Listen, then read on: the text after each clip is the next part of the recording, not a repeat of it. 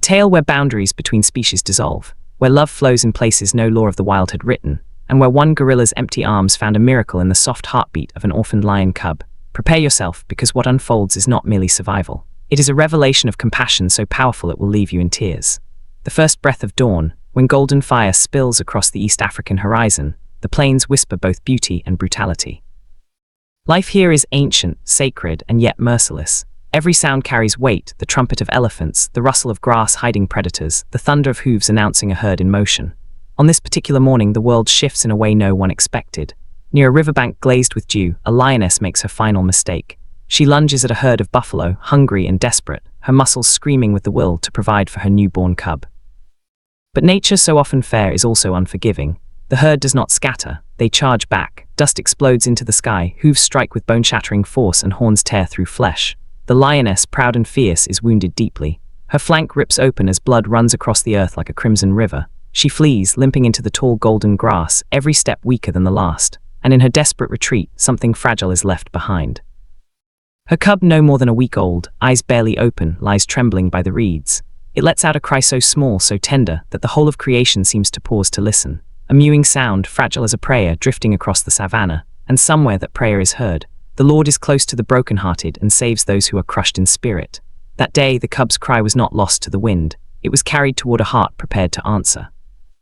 Across the river, Ranger Eliza Hart patrols on foot, her boots crunching softly against dry earth.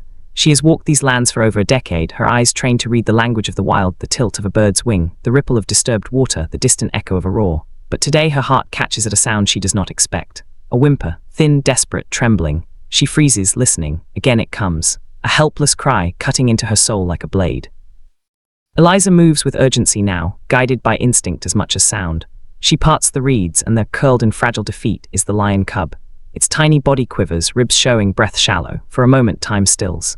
Eliza kneels, her shadow falling gently across the infant predator who should fear her, but instead presses its weak head into her palm as if it knows safety has arrived. With tenderness, she lifts the cub into her arms. Its eyes half close, surrendering not to death but to trust. Eliza radios for assistance, her voice steady though her heart is shaking. She knows this life is balanced on a razor's edge. The cub's future will not be found in the wild anymore, but perhaps in human care, destiny has another chapter to write. Whoever shelters the orphan and the wanderer shelters God himself. And so one fragile life is carried into the arms of Providence. Nestled at the foot of the NY Hills, the Wildlife Rescue Center waits like a citadel of hope. It is no ordinary sanctuary. Here elephants live with broken tusks but whole spirits. Birds with singed wings find the wind again. And deep in one shaded enclosure, 5 gorillas breathe freedom after years of circus cages. Among them is Ada. Unlike the others, she has never known the weight of her own child, yet those who watch her see the longing etched in her every motion. She cradles fallen branches like infants, rocks them with humming tones, presses them to her chest as though pretending the ache inside might ease. Ada is gentle, observant, and heartbreakingly tender. Staff whisper about her, saying she was born a mother without ever being given the chance. When Eliza arrives, arms holding the lion cub swaddled in a blanket, the center comes alive. Veterinarians rush forward, hands skilled yet trembling with the weight of such fragility. The cub is dehydrated, weak, but not gone. For days its cries echo through the halls, echoing the hunger of a soul that had lost everything. And then something extraordinary happens. Ada begins to come closer. She sits near the enclosure where the cub lies. She hums when it cries. She leans against the barrier when it sleeps, her massive form radiating warmth like a silent promise. Eliza notices, her heart torn between skepticism and awe. Could the ache in Ada's arms and the ache in this cub's soul possibly find healing in each other? Love bears all things, believes all things, hopes all things, endures all things. And so the staff begin to watch, not with the cold eyes of science but with trembling faith. 2 weeks pass before the unthinkable unfolds. The cub, a little stronger now, is placed in a crate near the gorilla enclosure. The staff hold their breath as though the earth itself might shatter.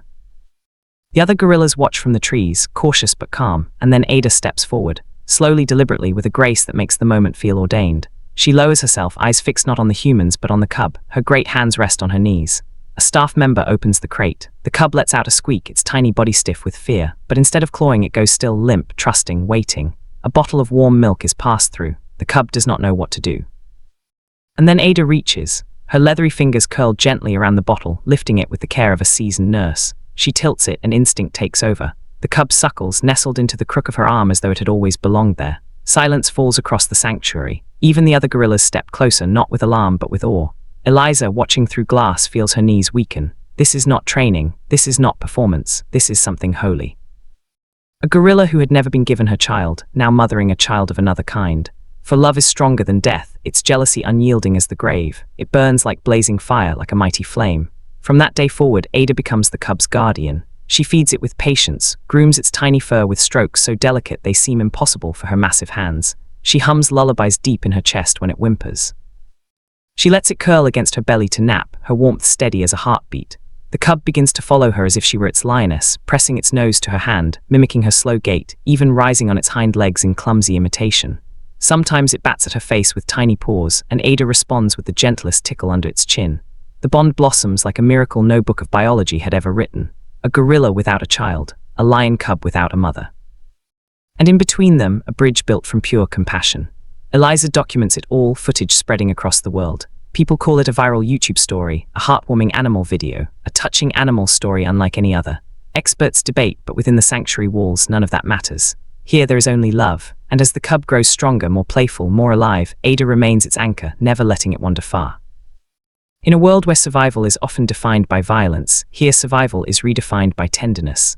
And a little child shall lead them. The wolf will live with the lamb, the leopard will lie down with the goat, the calf and the lion and the yearling together, and a little child will lead them. And so the story, which began with blood in the dust and cries of despair, ends with healing in arms that were once empty. The lion cub thrives, Ada's longing is fulfilled, and the rescue center witnesses a miracle no one will ever forget. In their bond, humanity and nature glimpse something divine, proof that love knows no boundaries, not of species, not of loss, not of fear. It is the universal language of survival, of miracles, of second chances. This is not just an animal rescue, not just an emotional true story. It is a living testament to the wild bond between creation itself. He heals the brokenhearted and binds up their wounds.